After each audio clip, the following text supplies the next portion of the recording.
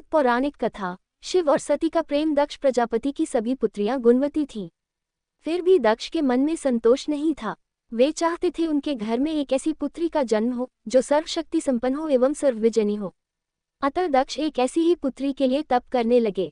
तप करते करते अधिक दिन बीत गए तो भगवती आद्या ने प्रकट होकर कहा, मैं तुम्हारे तप से प्रसन्न हूँ।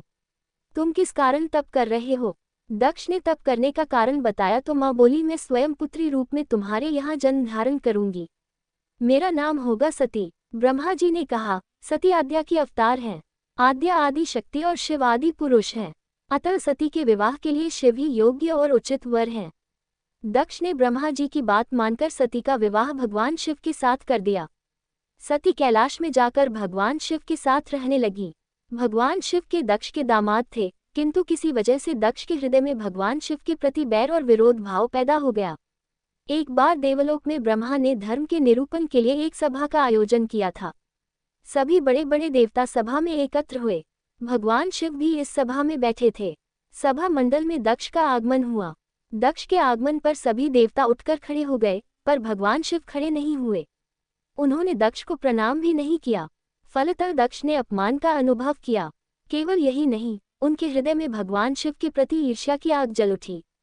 वे उनसे बदला लेने के लिए समय और अवसर की प्रतीक्षा करने लगे। एक बार सती और शिव कैलाश पर्वत पर बैठे हुए परस्पर वार्तालाप कर रहे थे। उसी समय आकाश मार्ग से कई विमान कनखल की ओर जाते हुए दिखाई पड़े। सती ने उन विमानों को देखकर भगवान शिव से पूछा, प्रभु, ये सभी विमान किसके हैं और कहाँ जा रहे हैं? भगवान शक्र ने उत्तर दिया, आपके पिता ने बड़े यज्ञ का आयोजन किया है। समस्त देवता और देवांगनाएं इन विमानों में बैठकर उसी यज्ञ में सम्मिलित होने के लिए जा रहे हैं। इस पर सती ने दूसरा प्रश्न किया, क्या मेरे पिता ने आपको यज्ञ में सम्मिलित होने के लिए नहीं बुलाया? भगवान शंकर ने उत्तर दिया, आपके पिता मुझसे बैर रखते हैं, फिर वे मुझे क्यों बुलाने लगे? सती मन ही मन सोचने लगी, फिर बोली, यज्ञ के इस अवसर पर अवश्य मेरी सभी बहनें आएंगी। उनसे मिले हुए बहुत दिन हो गए। यदि आपकी अनुमति हो तो मैं भी अपने पिता के घर जाना चाहती हूँ। यज्ञ में सम्मिलित हो लूंगी और बहनों से भी मिलने का सुअवसर मिलेगा। भगवान शिव ने उत्तर दिया, इस समय वहां जाना उचित नहीं होगा। आपके पिता मुझसे बैर रखते हैं, हो सकता है वे आपका भी अपमान करें। बिना बुलाए किसी के घर जाना उचित नहीं होता है। इस पर सती ने प्रश्न किया, ऐसा क्यों? भगवान शिव ने उत्तर दिया, विवाहिता लड़की को बिना बुलाए पिता के घर नहीं जाना चाहिए, क्योंकि विवाह हो जाने पर लड़की अपने पति की हो जाती है। पिता के घर से उसका संबंध टूट जाता है। लेकिन सती पीहर जाने के लिए हठ करती रही, अपनी बात बार बार दोहराती रही। उनकी इच्छा देखकर भगवान शिव ने पीहर जाने की अनुमति दे दी। उनके साथ अपना एक गण भी साथ में भेज दिया। उस गण का नाम वीरभद्र था। सती वीरभद्र के साथ अपने पिता के घर गईं। घर में सती से किसी ने भी प्रेमपूर्वक वार्तालाप नहीं किया। दक्ष ने उन्हें देखकर कहा, तुम क्या यहाँ मेरा अपमान कराने आए हो? अपनी बहनों को तो देखो, वे किस प्रकार भांति भांति के अलंकारों और सुंदर वस्त्रों से सुसज्जित हैं। तुम्हारे शरीर पर मात्र बाघांबर हैं। तुम्हारा पति श्मशानवासी और भूतों का नायक है। वह तुम्हें बाघांबर छोड़कर और पहना ही क्या सकता है? दक्ष के कथन से सती के हृदय में पश्चाताप का सागर उमड़ पड़ा। वे सोचने लगी, उन्होंने यहाँ आकर अच्छा नहीं किया। भगवान ठीक ही कह रहे थे, बिना बुलाए पिता के घर भी नहीं जाना चाहिए। पर अब क्या हो सकता है? अब तो आ ही गई हूँ। पिता के कटु और अपमानजनक शब्द सुनकर भी सती मौन रही। वे उस यज्ञ मंडल में गईं जहाँ सभी देवता और ऋषि मुनि बैठे थे तथा यज्ञकुंड में धू धू करती जलती हुई अग्नि में आहुतियां डाली जा रही थीं। सती ने यज्ञ मंडप में सभी देवताओं के तो भाग देखे, किंतु भगवान शिव का भाग नहीं देखा। वे भगवान शिव का भाग न देखकर अपने पिता से बोली, पितृश्रेष्ठ, यज्ञ में तो सबके भाग दिखाई पड़ रहे हैं, किंतु कैलाशपति का भाग नहीं है। आपने उनका भाग क्यों नहीं रखा? दक्ष ने गर्व से उत्तर दिया, मैं तुम्हारे पति शिव को देवता नहीं समझता।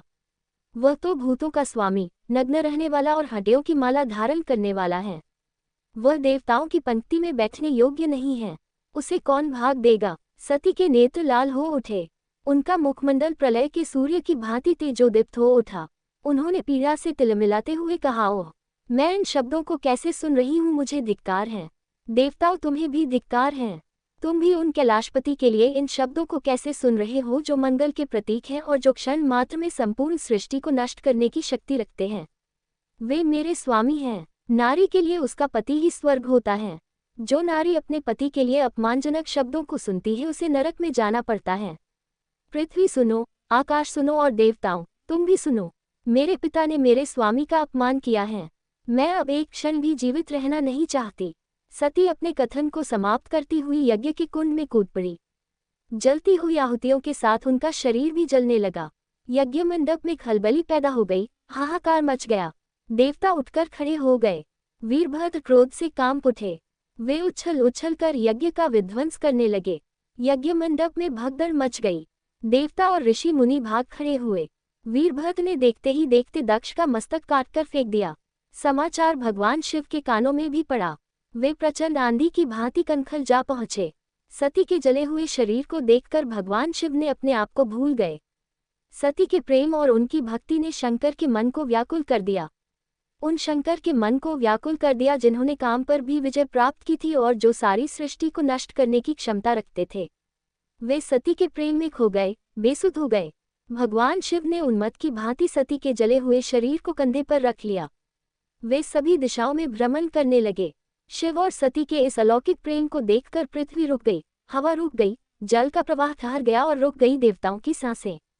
सृष्टि व्याकुल हो उठी। सृष्टि के प्राणी पुकारने लगे, त्राहिमाम त्राहिमाम। भयानक संकट उपस्थित देखकर सृष्टि के पालक भगवान विष्णु आगे बढ़े।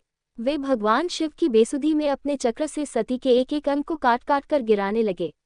धरती पर 51 स्थानों में सती के अंग कट कट कर गिरे। जब सती के सारे अंग कट कर गिर गए तो भगवान शिव पुनः अपने आप में आए। जब वे अपने आप में आए तो पुनः सृष्टि के सारे कार्य चलने लगे। धरती पर जिन 51 स्थानों में सती के अंग कट कट कर गिरे थे, वे ही स्थान आज शक्तिपीठ माने जाते हैं। आज भी उन स्थानों में सती का पूजन होता है, उपासना होती है। धन्य था शिव और सती का प्रेम।